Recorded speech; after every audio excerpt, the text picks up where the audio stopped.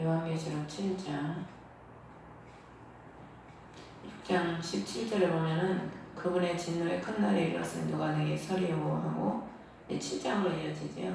7장에는 우리 입맞은 유대인들 14만 4천과 1절에서 8절까지가 14만 4천이고 9절부터 마지막 절까지가 9절부터 10절에는 큰 무리가 나옵니다.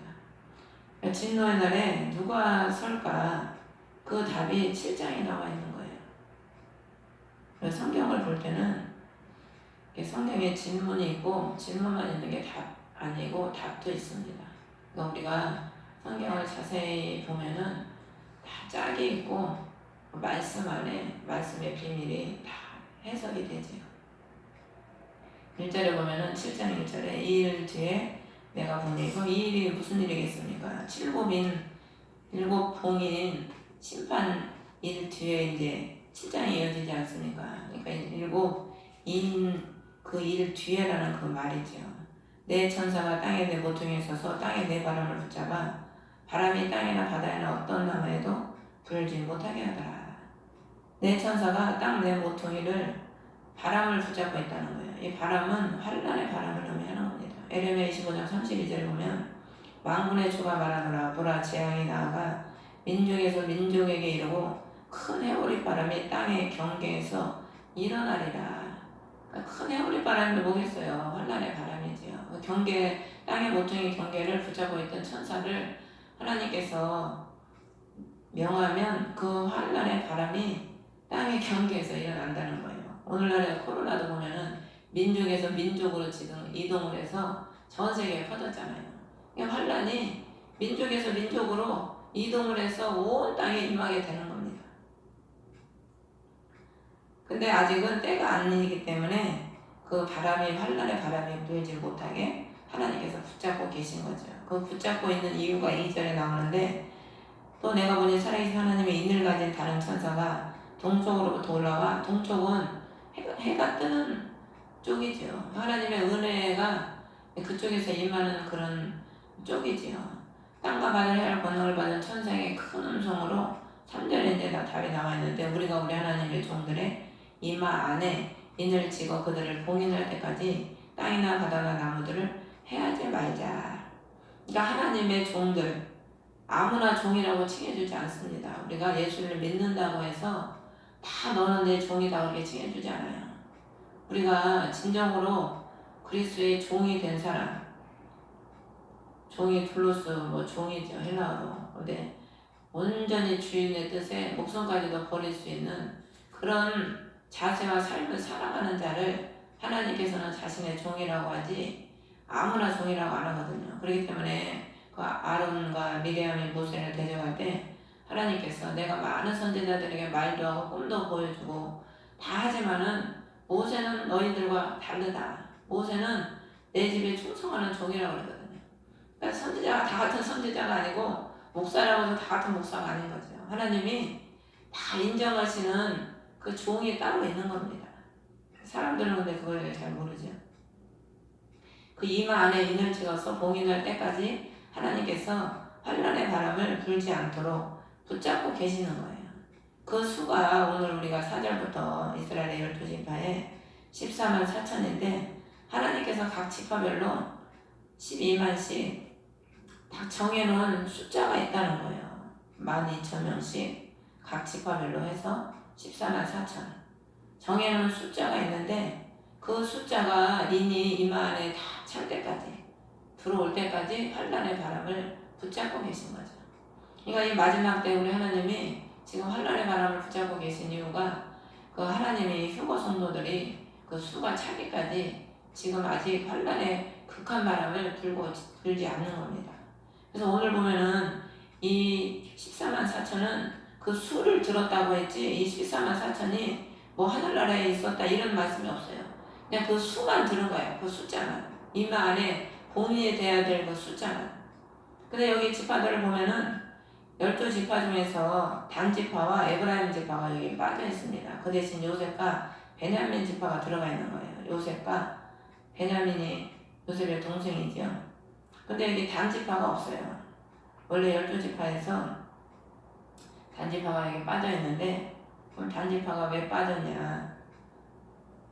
우리가 단지파가 보면은 원래 단이 태어날 때도 보면 그 억울함을 나엘이 풀기 위해서 자기 종을 첩으로 줘서 자식을 낳았잖아요. 그리고 그 창세기 49장에 보면은 단은 넘어지게 하는 자라, 독사라. 레위기 24장에 보면 최초로 하나님을 해방해서 돌에 맞아 죽은 자가 지파가 단지파입니다. 또 신명기 33장에 보면 모세가 죽을 때 12지파를 다 축복을 하는데 단지파는 축복을 받은 게 아니고 바산에서 뛰어나오는 소라고 그래서 소. 사사기에 보면은요, 이 단지파는 기업도 얻지 못하고 원수에게 오히려 쫓겨나가지고 자기 기업에서 오히려 쫓겨나 산지로. 그러다가 기업도 못 얻고 자기 기업을 이탈해서 북쪽으로 올라갑니다. 그 미가가 만든 우상을 빼앗아가지고 그거를 자기 지파에 딱 세워놓고 우상을 섬기고, 그리고 지파를 자기 기업을 벗어나는 거예요. 그래서 이들이 이 12지파에 여기 속하지 못하게 되는 겁니다. 우리가 예수를 믿어도요, 하나님이 우리의 기업이 예수 그리스도시잖아요. 그분을 바라고 그분을 의지하고 그분 안에 있어야 되는데, 우리가 그렇지 못하고 세상 것을 더 추구하고 세상 것을 더 사랑하게 되면은 원수를 이기지를 못하잖아. 그러니까 기업을 뺏겨버리는 겁니다. 기업을 뺏기니까 오늘 이 지파에 없는 거예요.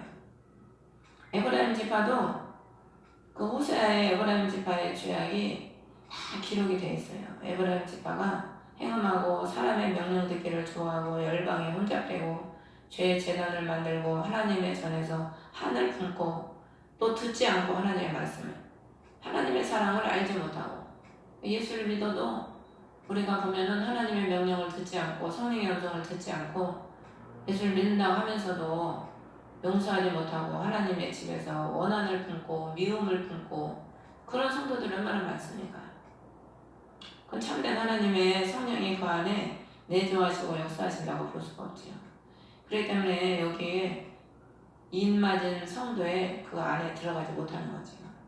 또 여기 보면은 유다지파부터 이렇게 시작이 되죠. 육신의 혈통에 따라서 기록이 된 게 아니고, 여기 순서를 보면은 영적인 혈통에 먼저 하나님께서 이렇게 다 이렇게 섞어서 기록을 해놓은 걸 볼 수가 있습니다. 육신적으로는 르우벤이 장자잖아. 근데 하나님은 영적인 것은 뭐 장자고 뭐 배워서 뭐 돈이 많아서 뭐 잘나서 뭐 그런 게 소용없어요. 구원받는 거는 뭐 종이든 천한 사람이든 하나님은 구별이 없죠. 그래서 여호수아서에 보면은 그 여리고성에서 한 사람이 구원을 받잖아요. 라합 한 사람 그 가족만 구원을 받습니다. 근데 이 킹제임스 성경에는 그 라합을 뭐라고 하냐면 창녀라고 기록을 했어요. 오늘날 우리가 제일 천한 사람을 창녀라고 해요. 창녀. 백정보다 백정이 차라리 낫지요.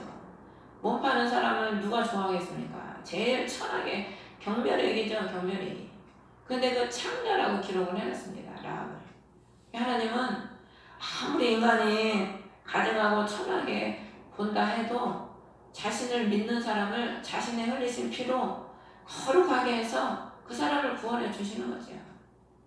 그래서 성경에는 그렇게 기록을 해놓은 겁니다.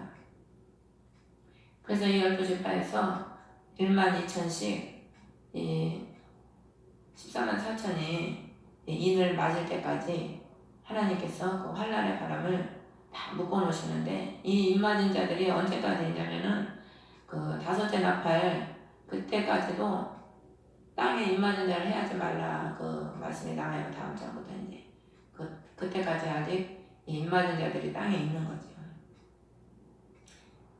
그 다음에 이제 9절부터 보면은 2일 뒤에 보니 또 보라 아무도 능히 셀 수 없는 큰 무리, 모든 민족과 족속과 백성과 언어에서 나오는 큰 무리가 흰 예복을 입고 손에 종려나무 가지를 들고 왕자 앞과 어린 양 앞에 서서, 2일 뒤에가 환란 뒤에죠. 7인의 환란.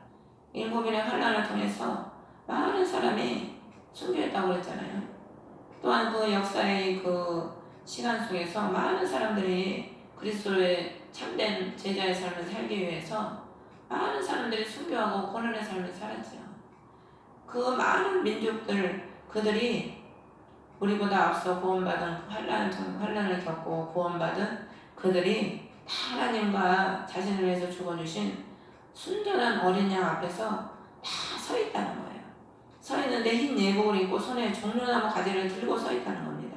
흰 예복은 거룩을 상징하지요. 말씀을 지키고 세상에서 자기 신의 거룩을 지켰기 때문에 하나님께서 흰 예복을 입혀주시는 겁니다. 종려나무는 승리를 의미합니다. 승리. 일곱 교회에게 주님이 동일하게 하신 말씀이 뭡니까? 이기는 자는 이겨야 종려나무 승리를 자신이 누리는 거거든요. 그래서 애들이 흰 예복을 입고 종려나무를 들고 하나님 앞에서 10절에 큰 음성으로 찬양을 하는 거죠. 구원이 왕자에 앉으신 우리 하나님과 어린 양께 있도다. 구원이 어디 있습니까? 오직 천지를 지으신 창조 유일신 하나님과 우리를 위해서 죽으신 예수 그리스도 그분밖에 없는 거죠. 오늘날은 종교 다원화로 인해서 여기도 구원 저기도 구원 다 구원이 있고 그러는데, 구원이 다 있으면 그들이 어떻게 지옥을 가겠습니까? 오직 구원은 하나님과 어린 양께밖에 없지요. 이렇게 하나님의 큰 구원받은 무리들이 하나님을 찬송하면서 큰 음성으로 외치니까 11절에 보면은 모든 천사들이 왕자와 장로들과 내 짐승 주위에 섰다가 왕자 앞에 얼굴을 대고 엎드려 하나님께 경배하면서 12절에 아멘 화답을 하는 거예요. 그 성도들의 그 큰 음성에. 그러니까 천사가 오히려 우리가 지금 이 몸으로 있을 때는 천사보다 못한 존재지만 우리가 구원받아서 하늘나라에 가면은 우리는 천사보다 더 월등한 존재가 되는 겁니다. 우리 성도들의 그 소리에 천사가 화답을 하는 거예요. 화답하면서 찬송과 영광과 지혜와 감사와 존귀와 권능과 힘이 우리 하나님께 영원토록 있으리로다. 우리 하나님의 그 본질이 여기 다 들어있죠. 그래서 이 하나님은 찬송받으시고 영광받으시고 지혜와 감사, 존귀와 권능과 힘이 있으신 분이기 때문에 그 많은 어려움 속에서 주의 성도들을 지키시고 구원하시고 끝까지 구원하셔서 그 영광을 자신을 믿고 의지하는 성도들이 누리도록 하나님은 축복을 해주시죠. 이때 13절에 보면은 장로 중에 한 사람이 응답하여 내게 이르되 흰 예복을 차려입은 이 사람들은 누구냐? 또 그들이 어디서 왔냐? 물어보는 거예요. 요한한테. 그러면 이 장로가 몰라서 이걸 물어보겠습니까? 묻는 이유는 우리에게 알게 하기 위해서. 하나님은 우리에게 때로는 질문을 하실 때가 있거든요. 하나님이 몰라서 우리에게 질문을 하시겠습니까? 하나님 우리에게 몰라서 문제를 던져주는 게 아닙니다. 하나님이 우리가 힘든 거, 약한 거 몰라서 우리에게 문제를 주시고, 우리가 힘든 거 몰라서 가난을 주시고, 우리가 힘든 걸 몰라서 하나님이 우리 어려움을 그냥 보고만 계시겠습니까? 그게 아니지요. 하나님은 그걸 통해서 우리에게 깨닫게 하기 위한 것이 있기 때문에 하나님은 그 환경 속에 우리를 놓아두시는 거죠. 그러니까 14절에 요한이 그러는 거예요. 내가 그 얘기를 해. 장로여 당신이 하시나이다. 장로는 뭡니까? 신앙의 열린 자를 장로라고 그러거든요. 장로는 신앙의 열린 자이기 때문에 비밀을 아는 겁니다. 비밀을. 그래서 신앙의 그 열린 자, 고난을 받은 자들, 기도하는 기도로 산 사람들, 영의 사람들은 어떤 문제가 나에게 오면은 그 왜 왔는지, 이 문제를 어떻게 해야 해결이 되는지 아는 거예요. 그걸 모르는 사람은 그 문제 속에서 갈팡질팡하지요. 하지만은 신앙의 열린 자, 환난을 겪어보고 어려움을 겪어보고 가난을 겪어보고 질병을 겪어보고 다 겪어본 사람들은 지금 저 사람이 왜 저걸 겪고 있구나, 저걸 어떻게 해서 저게 해결되겠구나, 하나님이 지금 어느 수준에 있구나, 그걸 다 알아요. 아는데 말을 안 해줄 뿐이지. 본인들이 알려고 안 하니까 묻지도 않고. 또 순종하려고 하는 사람은 묻지요. 근데 다 보면은 우리들이 우리 자아가 강해서 본인 뜻대로 다 실컷 하다가 안 되면 이제 전혀 길이 없을 때, 그때 이제 주님께 어찌하오리까 대부분 그러는 경우가 많지. 그러니까 장로요 당신이 하시나이다 그랬더니 그 그 장로가 있는데 이들은 큰 환난에서 나와 자기 예복을 씻고 어린 양의 피로 그것을 희게한 자들이니라. 그 민족 중에서 수많은 무리들이 어디서 나왔냐면 큰 환난에서 나왔다는 거예요.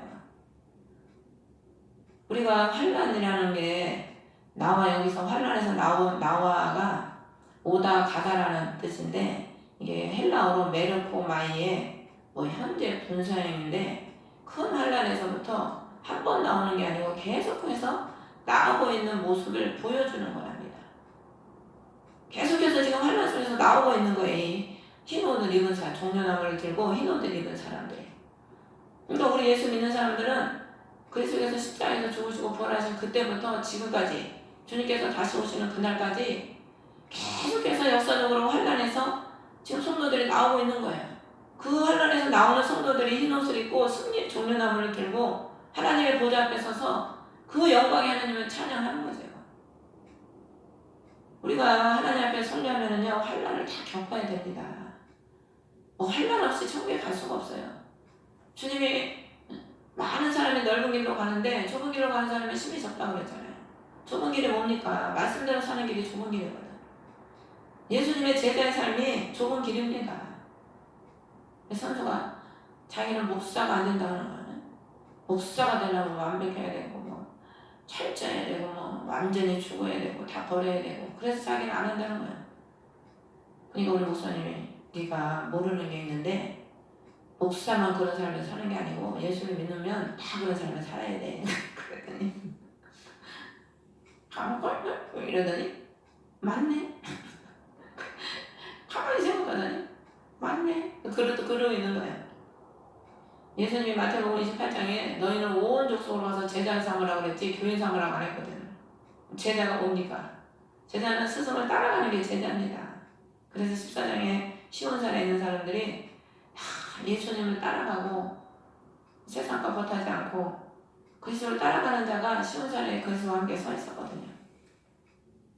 우리는 환난 없이 어떻게 편하게 예수를 믿으려고 그러고 환난 없이 뭘 하나님이 전능하신 하나님이니까 환난 없이 그냥 쉽게 뭘 하나님께 얻으려고 그래. 기도 조금하고 하나님 복 왕창 달라고 그러고 조금 하나님 앞에 하고서 왕창 받기를 바라고 하나님은 심은 대로 거두신 하나님은 공의 하나님이지.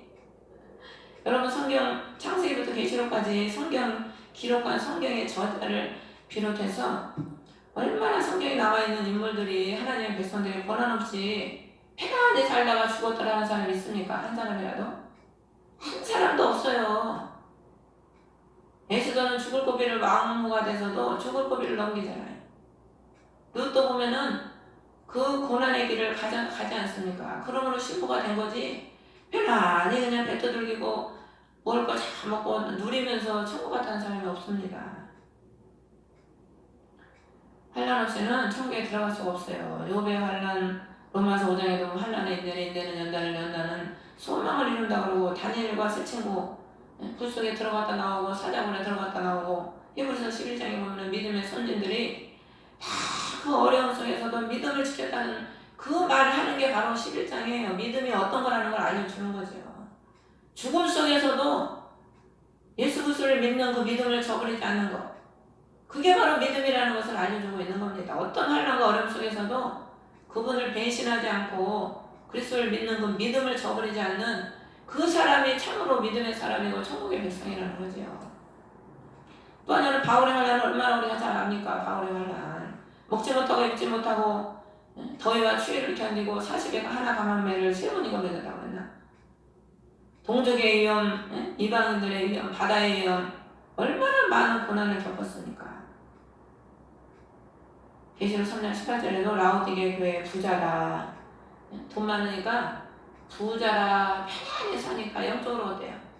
눈 멀고 벌거벗어가지고 주님이 토해버린다네요. 토해버린다. 불로 정죄한 금을 사라 그러잖아요. 불에 들어가지 않으면은 금의 불순물이 안 빠진다니까. 그냥 하나님이 우리를 불 속에 자꾸 집어넣는 거예요.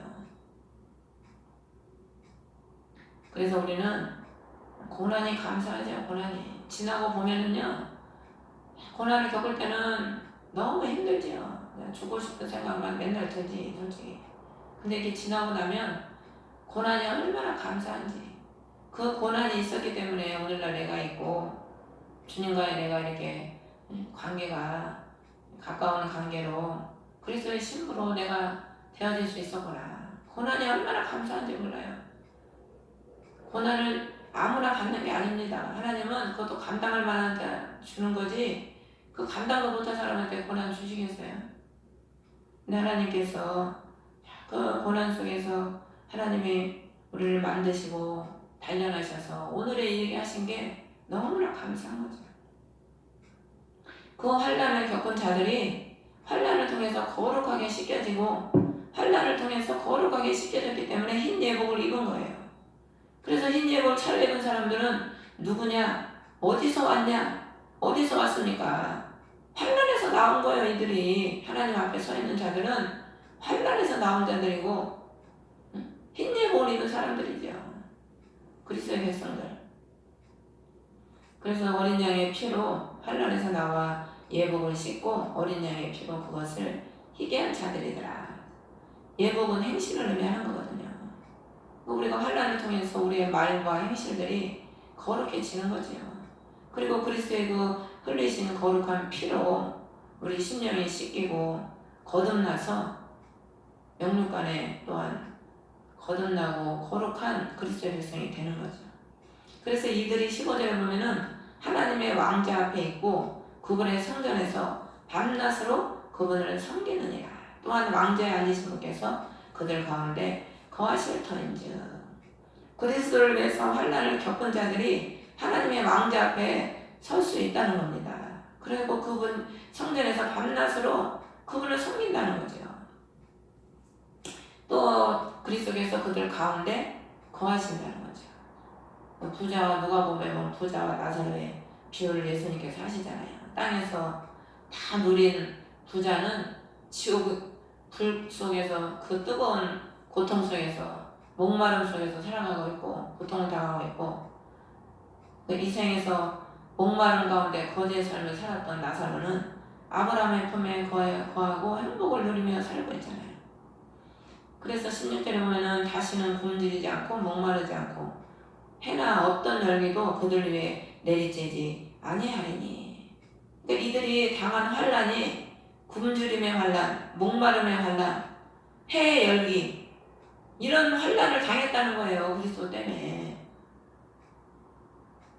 우리가 주님 때문에 얼마나 굶주리는 고난. 이 목마름은 꼭 뭐 육신에 물을 못 먹어서 목마른 그것만 말하는 거 아닙니다. 인간에게는 다 갈증들이 있어요. 어떤 사람은 돈의 갈증, 정욕의 갈증. 그래서 그 사마리아 여인이 남편을 5이나 가로치웠잖아. 계속 목마른 거야. 남편을 만나도 목마르고 이 남편을 만나도 목마르고 저 남편을 만나도 목마르네. 이게 주님이 내가 네게 목마르지 않은 생수를 주겠다 그러시잖아요. 사람에게는 다 목마름이 있어요. 갈구하는 게 있죠. 그래서 여자들은 철마다 옷 사입고 구두 사입고 귀걸이 목걸이 반지에다가 어떤 사모님은 머리띠가 수백 개나 된다. 사모님이 그렇게 머리띠만 하고 다니는데 나이가 먹으셨는데 그리고 그 목사님이 꼴배기 하시라고 그냥 다 갖다 버리면은 또 잔뜩 사다 놓는다네. 그래서 머리띠에 그래서 내가 머리띠 귀신이 부르셨나. 아니 젊은 분도 아니고 그래. 나이가 드셔가지고 머리띠에 나가지처럼 머리띠 그냥 수십 가지 머리띠를 하고 다니신다는 거야. 그것도 어떻게 보면 갈급하고 그 자기 멋을 못 버리면 그것도 목마름이에요. 그것도 얼마나 그거 버리기 쉽습니까? 여자들 그거 아무것도 아닌 것 같아도 다 가지가지의 목마름이 있어요. 근데 그런 것들을 다 그리스도를 위해서 다 버리는 거죠. 얼마나 많은 목마름과 굶주림과 많은 열기, 그 뜨거운 열기 견디기 힘든 요나가 얼마나 그 뜨거운 열기에서 견디기 힘들었으면 막 짜증을 내면서 주여 나를 죽여주시라고 그러잖아요. 저도 더우면은 머리가 띵 해가지고 기분이 하나도 없어. 차라리 추운 게 낫지. 그냥 얼마나 더운 게 힘든지 모릅니다. 그런데 이런 많은 환난을 그리스도 때문에 참고 눈물 흘리면서 견디는 거죠.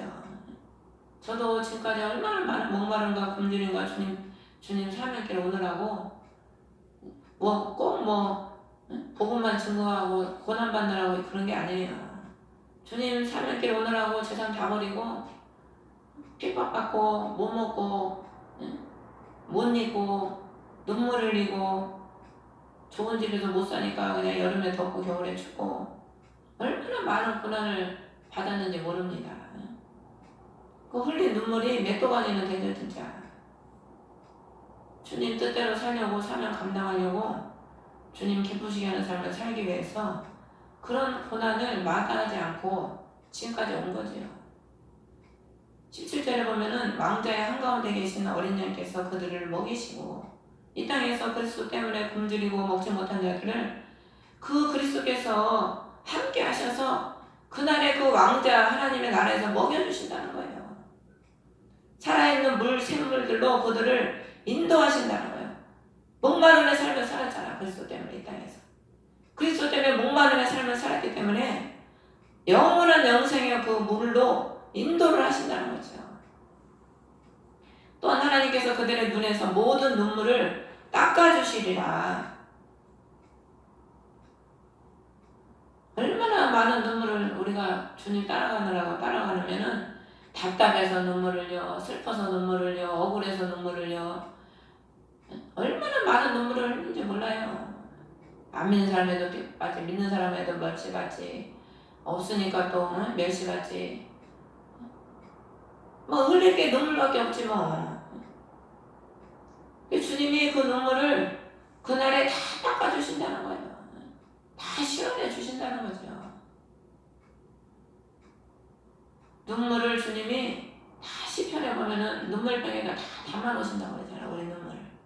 한 방울도 하나님은 헛되게 그걸 흘리지 않고 다 받아놓으신다는 거예요. 우리의 눈물을.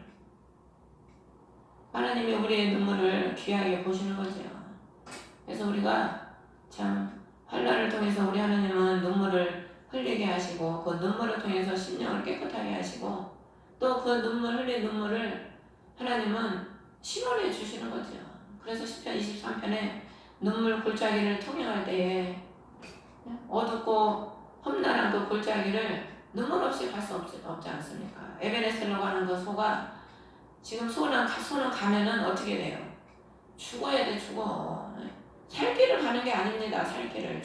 죽음의 길을 가는 거지. 예수님께서 이 땅에 뭐하러 오셨습니까? 죽으러 오셨지. 결국에는 죽으셔야 되거든. 그 암소가 죽음을 향해서 가는 거예요. 눈물을 흘리면서. 그래도 그 길로 자로나 오르나 치우치지 않고 곱게 그 길로 가지요. 그 하나님의 말씀을 맺기 때문에, 싫었기 때문에. 우리도 하나님의 말씀을 믿고 그 말씀에 순종하고 그 말씀을 따라 살려고 하니까 눈물을 흘리면서 고난의 길을 가는 거지요. 그런 모든 환난들을 우리 하나님께서 그날에 다 갚아주신다는 겁니다. 반대로 이 땅에서 계시록 17장 18장 보면은 반대로 이 땅에서 부귀영화를 누리던 바벨론에 그 이 세상 지구상의 모든 부귀영화를 누리던 자들은 어떻게 됩니까? 순간에 다 불로 타서 없어지고 다 지옥에서 영원한 형벌 가운데 고통당하는 거죠. 그래서 하나님은 공인 거죠. 공인.